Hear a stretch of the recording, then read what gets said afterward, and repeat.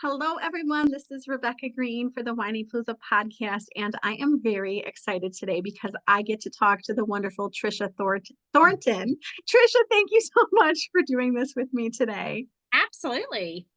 I feel like your last name is a little tongue twister for me. I've been It's practicing okay. it. It's okay. No problem.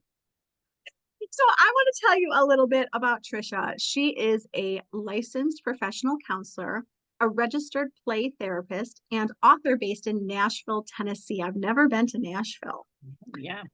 She operates Trisha Thornton Therapy, specializing in supporting children and parents in managing big emotions.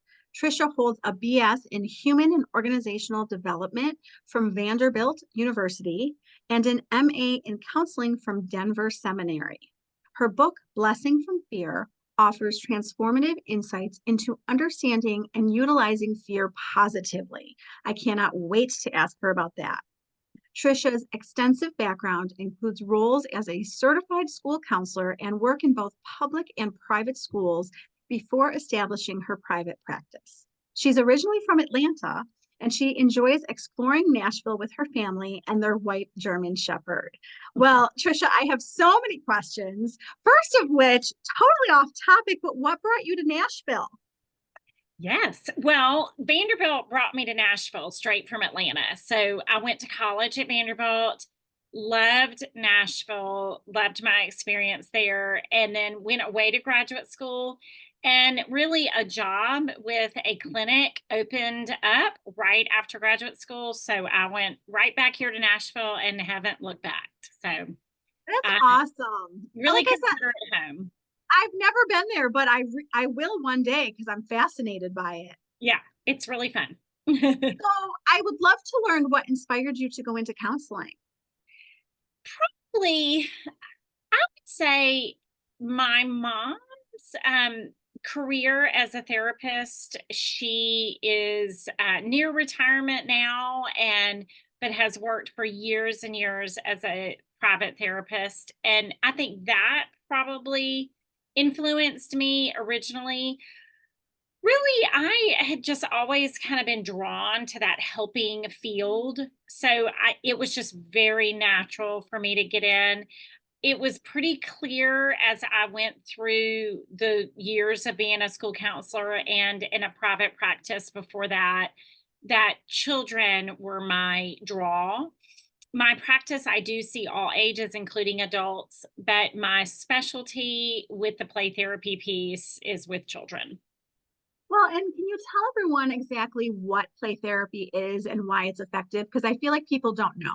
Yes, absolutely. Yeah, it's kind of a myth as far as like what exactly is just is play therapy. And I usually say that it's a way for a child to explore their inner world through their natural language of play. And so when a child comes in, they can say, I'm sad or I'm mad or I'm confused, depending on their age, but really that doesn't connect until they're starting the play. And so through a puppet show or through sand tray work or through more of a directive play with doing some expressive arts therapy or in my dollhouse, they'll play out those big feelings. Mm. And so it creates a safe place for them to explore those big feelings. And really, about I don't know, 90%, I think most play therapists will say that the relationship is the key piece because I'm creating a safe place for them and mimicking and demonstrating that safe place for them to come and explore and share. I often say, even to littles, I often say, you can say anything in here. This is a safe Oh, I place love for you that. to tell or show any behavior. And sometimes I have meltdowns, and sometimes I have, children who don't really feel comfortable right away. Sometimes mom or dad or whoever brings them will come in there with them for just a little bit. And then within a few minutes, they're really fun, having fun and playing. And the caregiver will exit out and wait in the waiting room. So that's a little taste of it. Do you feel like knowing that they're safe is like, what is most effective in helping kids with their big feelings with you? Yes, I mean, definitely that safety piece and for them to feel seen and heard. So I often say that children have to have two buckets filled, and well, everyone does. And number one is that they're feeling seen and heard, and then feeling empowered in their second bucket. And so being able to know that if they want to show me their anger, it is okay. And then I help them figure out a way to show that anger in a healthy way. So as I told you, it's mostly moms who are Yeah. listening, and Mhm. there's grandmas and dads and every, I'm not just singling out mothers, but so as mothers, we want to help our kids feel seen and heard, and we want to empower our kids. So can you give us as moms some tools at home to do that? Yes. I'm going to turn this a little bit of a different way and say that first moms have to go look inward. if if moms, like I have done before, and we all do this at times, where we just put our needs over here on the shelf and then dive into our children. I often, I'll tell you more at the end about how to find me, but on Tuesdays and Thursdays I post videos on my Mm. Instagram, and I just recorded yesterday a video about how what will happen when we dive in particular, moms dive into giving and giving and giving to our children.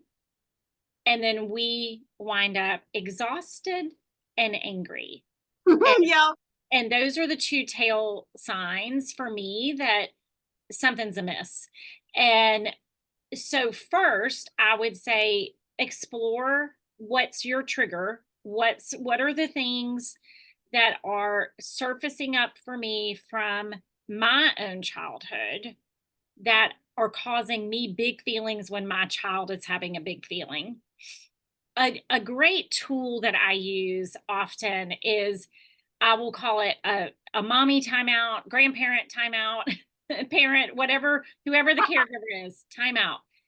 If the child is old enough and in a safe emotional place, they're not going to hurt themselves or hurt another or hurt something physical in the house. It is okay for a mom or a dad or whoever to look at the child and say, I need a few minutes to go in my room or in my bathroom or in the car, wherever you can get the pantry, a few minutes. And I'm talking a minute or two. Sometimes that's all we need. Ground yourself as a parent and then come back. That is a beautiful model because it's all about modeling. So if you feel as a mom that the energy in the home is really heightened, Mm. the children are going to co-regulate off of that energy. And so what I mean by that is it's like a mirroring effect. And so if mom is stressed, kids will be showing that same amount of stress, or they will show the stress maybe in a different way. It may not look like your stress. It might be angry or withdrawal or hyper focus, Yeah. perfectionism, but it will come out in some way. I often give tools that have to do with mindfulness. So, using your five senses, teaching your child how you ground yourself in healthy ways. And if you don't ground yourself in healthy ways, explore that. Yeah. And then how can you model that to your child? Another tool that I often tell families is to, and I don't call it timeout because timeout is can be a negative. That's what you use for discipline. So I call it alone time, downtime. I call it me time, whatever you want to couch it as. But everybody in the house goes to their own corner of the room or own room somewhere. And I do it depending on age, anywhere from 10 to 20 minutes. If you have a surround sound thing where you can have like an Alexa type thing, have a timer go off when the 20 minutes or 10 minutes is over, and then everybody comes back together. It's going to teach your child self-regulation. And the key though is moms have to put down their phones, and that's really hard for us. We are more on our phones more than the children, and then we also have to have no technology for our kids during that time. So you're going to have to provide and help guide them. Say, okay, these are some activities you can do. Name 3 things, and they get to choose the one that they want to do during their 10 to 20 minutes alone. And that to me has been a real life changing, I guess, event or something in their homes that really shifts the energy. It just kind of brings the energy down instead of always chaotic and up. Such good advice. All of it. I'm taking notes. Good. So I want to respond with a couple of things, because what I'm realizing about myself as I'm listening to you is that I tend to need a mommy timeout at 9 p.m. And I Oh, have older kids, so they're up at 9 p.m. So I think I need to communicate to my family that at 9 p.m. they need to give me a timeout. 100%. I love that boundary. And I have a 17 and 20-year-old. And I will say most evenings, and part of me is so thankful. I mean, I am so incredibly thankful that my children want to come and sit on my bed and talk with me at 10 o'clock at night. But Yes. mom, me is way done. And I'm impressed that you can go till 9. I'm like done at 8. And so, it's like 2.5 hours past I'm done. And Yes. when my kids want to bond with me. And so I have learned to say, hey, mama's tired. I can give you about 10 minutes. And then let's shelf this and revisit it tomorrow when I'm a little bit more awake and I can have a little bit more of a good conversation with you. And sometimes they're respectful of that, and sometimes they have an emotion about it. But over time, they have learned to respect, oh, mama's done. She's got to go to bed. It just cracks me up that at 10 o'clock at night, they want to come sit on our beds and Their talk to brain. us. It's It's the like way their brains are wired that way. And I don't know how or why it has to work that we are I'm in my 50s with teenagers, and I am way past staying up till 10 or 10:30. Oh my goodness. Well, my oldest is 17, and when he was a baby at 10 o'clock at night, he was not ready for bed, and I was. And now as a teenager, we're doing the same dynamic. So it's funny listening to you. But the other thing I wanted to share with the whole regulating yourself is I was so frustrated with my youngest behavior. And I'm a therapist, and I was totally blaming her. I was so mad at her. And I realized that I was mirroring exactly, like we were going back and forth. And I realized I had to focus on my own behavior to influence hers. And I should have known better, but when you're in it, I did not see it at all. And working on myself and grounding myself when she's escalating has totally changed the whole dynamic. 100%. I love that. And I will tell you, when anybody, and I'm just going to speak to parents right now, when parents feel out of control, that could be based on a trigger from their child. It could be based on something completely not related to your children, which most of the time it is. Yeah, Most of the time you've had a hard email come your way, or you've had a hard day at work, it's true. or a friend has thrown something up on you that has just really dysregulated your brain for the day. Whatever it is, it could be a family emergency, whatever it is. Our brains do that's what they naturally do. It's a gift in many ways. It saves our lives. However, a lot of times our brain will do all it can to go back to homeostasis. And so we are trying desperately to get back in control. And so what happens is we blame shift, we manipulate, we might be overprotective. So kind of that helicopter type Yes. parenting.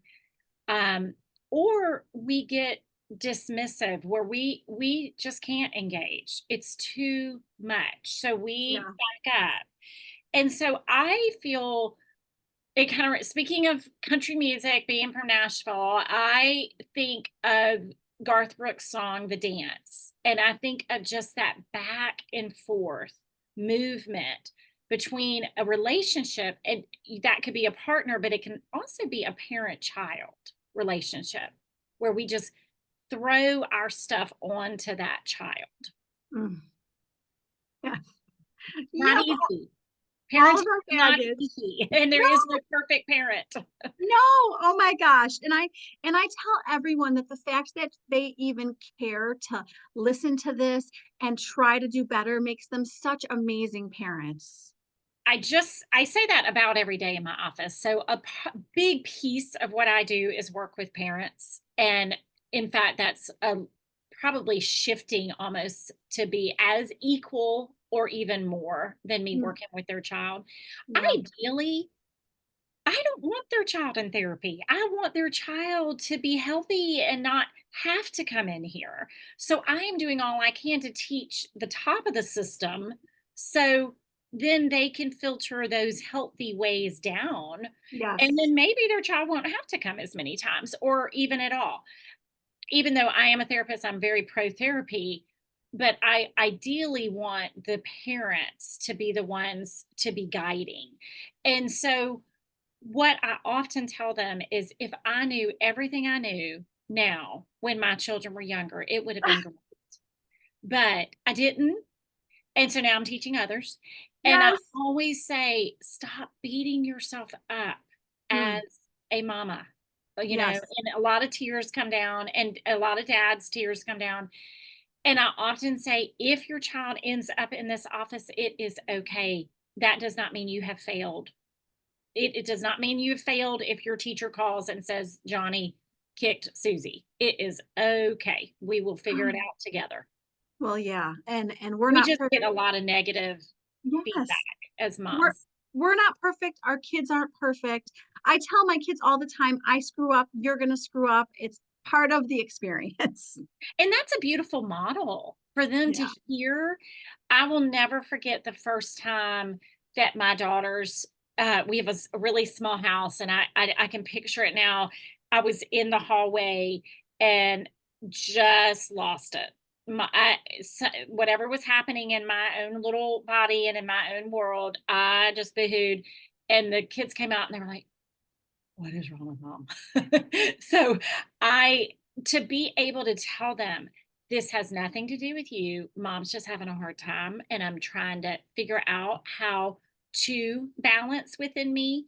And they were little when I explained that, but I think it opened up a world in my home of safety, that it was okay for them to show big emotions.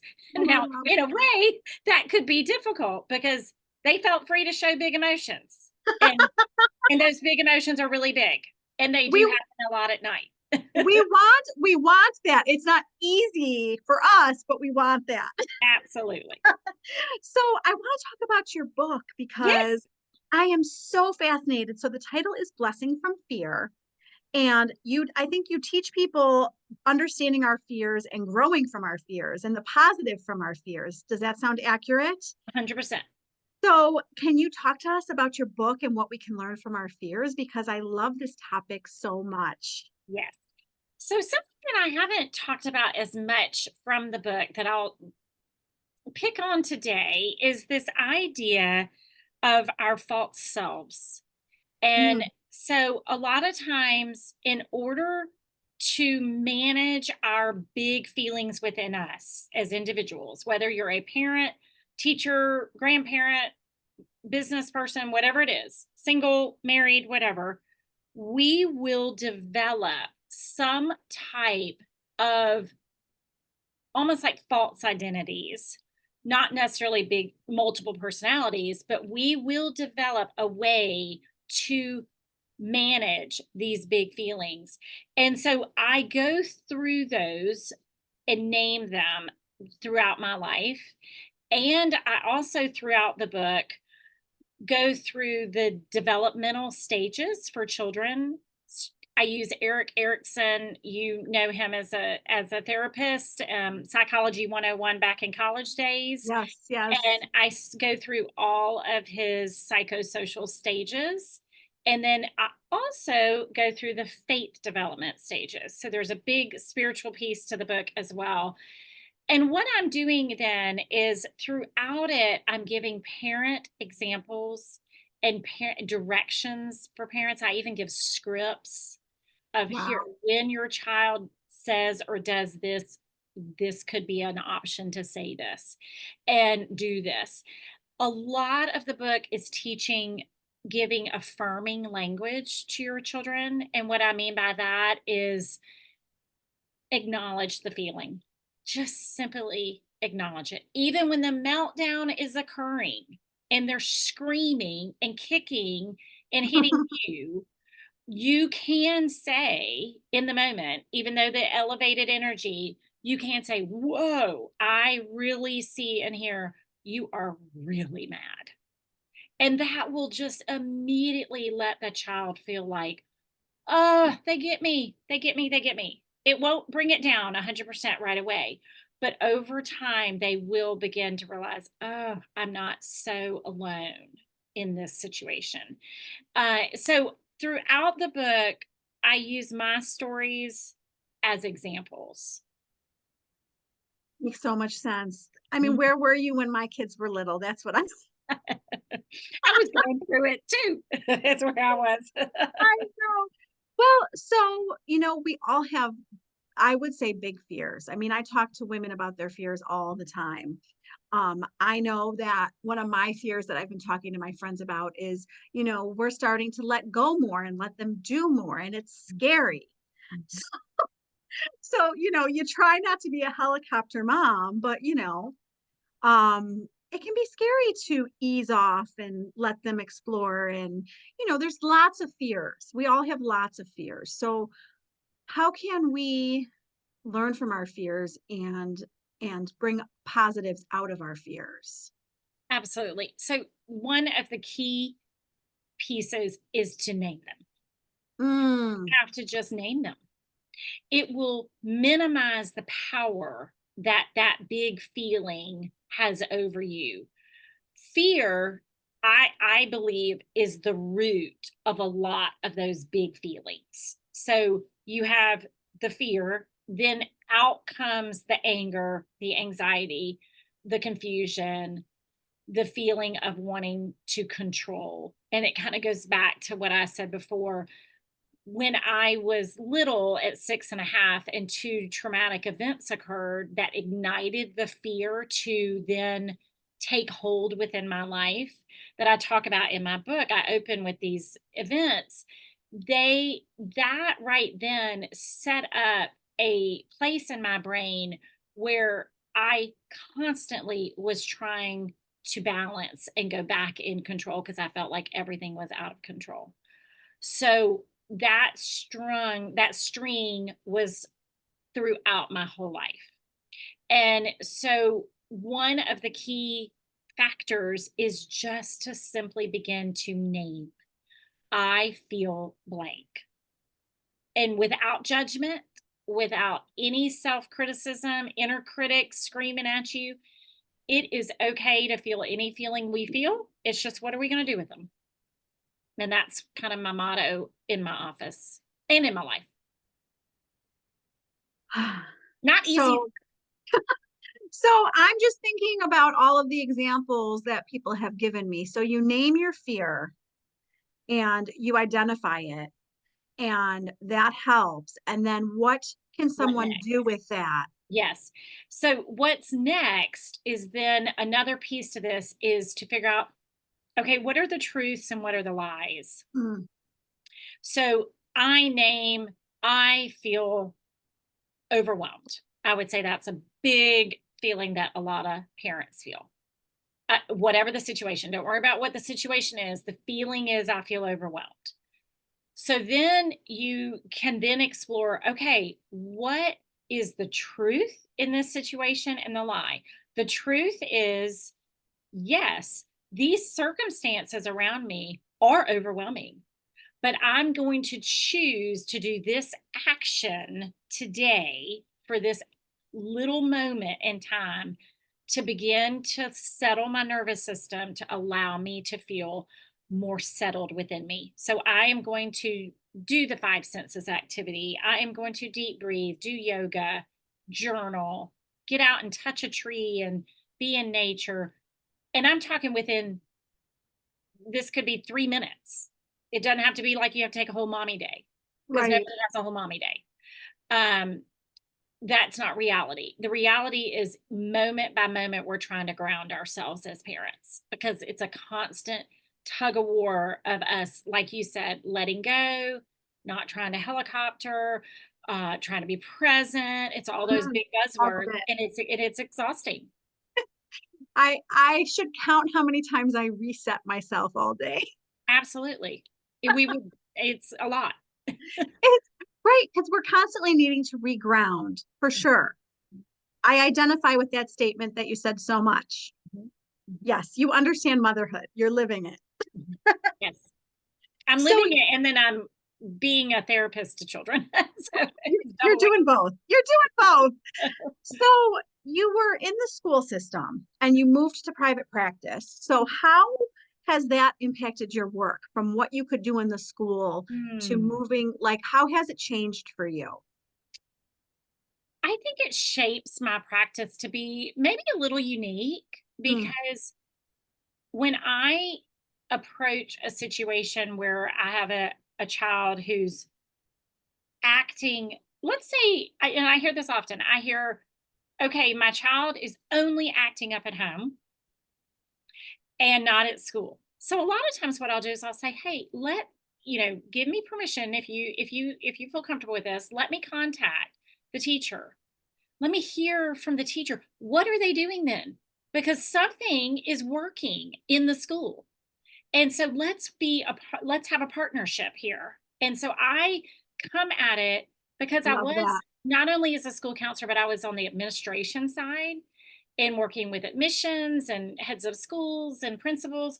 So I really kind of get the school system. I also get that a teacher, I never want ever a teacher or a school counselor to think that I'm coming in and telling them how to Mm, run their classroom. I am yeah, partnering. I And so, love it. and then the other situation is the school has now contacted the parents and the child is acting up at both places. And then I often will go if they're local, if the school is, which is most of them I serve are right within a few miles of my office, I'll even go to the school and be in the meetings, be in the S team meetings and the IP, the 504 meetings, or be in the parent teacher conference and say, hey, okay, what can we do here? Let's come up with the same language that we're going to use at home and school. So I'm almost like a liaison, kind of working with both parties. Well, and I love that you have that experience. It probably makes your counseling so much more effective. I mean, that's wonderful. I do, and I loved my school experience. I did. Yeah, I mean, I was ready to get out, but I loved and cherished the time I had in the schools. that's awesome. Well, and I find, and you can tell me if I'm wrong, but if a child is behaving at school and they're acting out at home, I am sure there's pointers from the teachers, but I find our kids feel so much safer with us to kind of let loose. I mean, my kid, honestly, my child will let loose, and I'm like, you wouldn't do that at school. No. Oh no. They go in the school and they're like angels. And then they come home and you're like, what the heck just happened?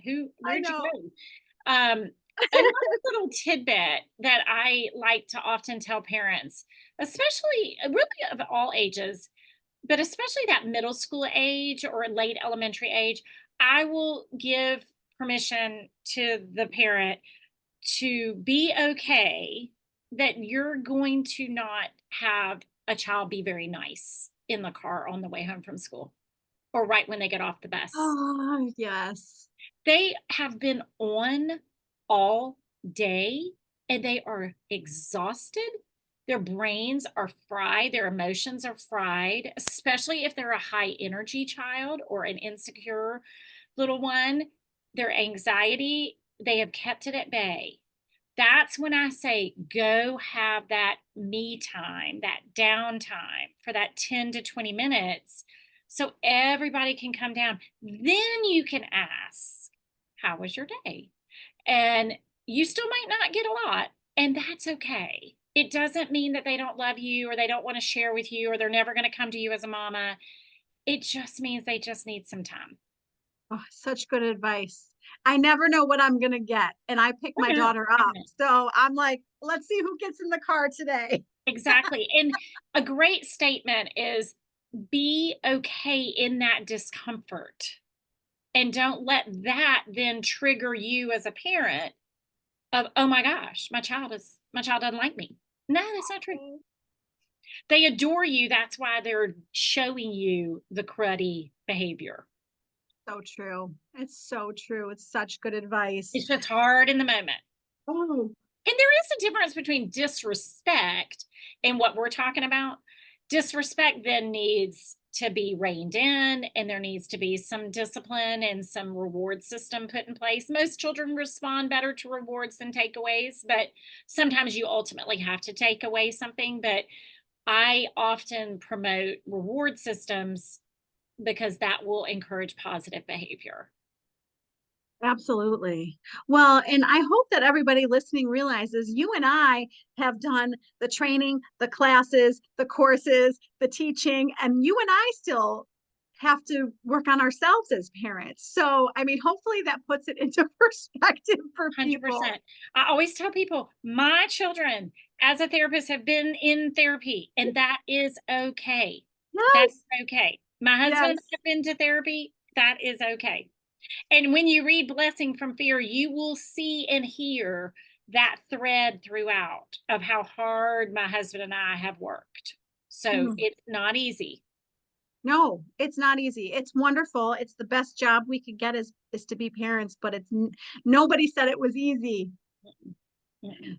So you see lots of parents and kids. I mean, what do you think the most common challenges are recently that you've been working on with your families?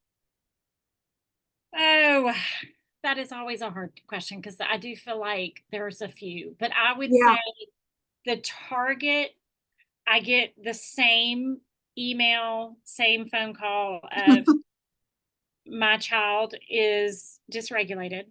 My child is showing huge emotions, big tantrums, going towards disrespect. They're they're just out of control at home. And we've tried everything. And I'm usually the last resort, which is Yeah. okay. And then I hear that scenario. I have to say, and I do feel like even 4 years past the start of COVID, we are still reeling from that. The pandemic, post pandemic issues. The two feelings that I get often told to me that my child is feeling anxiety and anger. Yeah. Percent. Um, I get a lot of ADHD, can you help my child? But when I hear that, I I look at it and go, okay, what's beneath? What's happening below that ADHD surface? Because there's more to that. Most ADHD children are anxious. Their brains are wired that way. So how can we address that piece? Then we'll settle the child not being able to focus. Another one in my particular demographic is perfectionism and Ugh. performance based anxiety. And the parents just, I don't, it's not that they're trying to keep up with the Joneses. That's kind of old school now. It's more, I want to be the best parent. I want to be there for my child. I want to be present. And they get caught up in those kind of buzz words. How can I be emotionally present and grounded and regulated and all these words and still be okay as a mom, okay as an individual. So I think it's just balancing all of the pressure of as a parent. And I mean, the fact is the world is there is a lot more pressure. It's more at pressure economically and Mm. and things are more expensive and everything costs more. So we're feeling kind of out of control in that area too. So I would say a lot of those are the biggest issues I find. Yeah, that makes so much sense. And I'm fascinated that you live in Nashville. So I have to ask, do you feel like there's specific needs to your community in Nashville? Yes. So right now, coming off of a school shooting in my community Oh, jeez. is a big piece of what I'm a mile, I'm not even a mile, I'm fourth of a mile from where that school shooting occurred. And so dealing with that is a huge piece of what I'm doing now. But really more just the growth in Nashville, the economic growth and the amount of people moving here Yeah.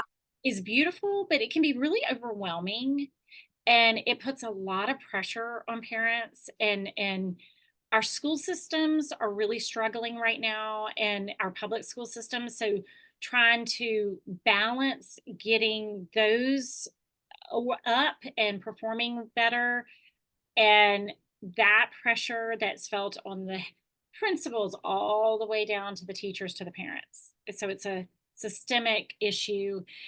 And then another big piece is it's a very wealthy community here in Nashville, and that puts a lot of pressure on. There's a just like an enormous amount of private schools here, and the pressure of that piece and preschool going all the way down to preschool is it's really daunting. And I don't hear that same pressure when I talk with people from other parts of the country and parts of the world. It's really a unique little place here in Nashville. I Well, love and it, but it's tough. I bet. And I have to ask you because you've touched on it a couple times and it's huge in my house. So, I have three kids who are very hard on themselves and Mhm, perfectionistic with their grades. And they want those hundreds. My mhm. daughter just got a 94 on a test, and I was so proud of her. And she's like, I get hundreds in this class. Like, that's not good. So, any advice for us to help our kids with these? I mean, it's not me. I know. I say I'm that not all the doing it. time. I'm I not have doing it.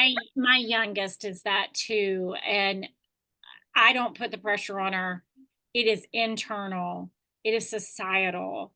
And all I can do for her is to keep showing her how much I love her for who she is.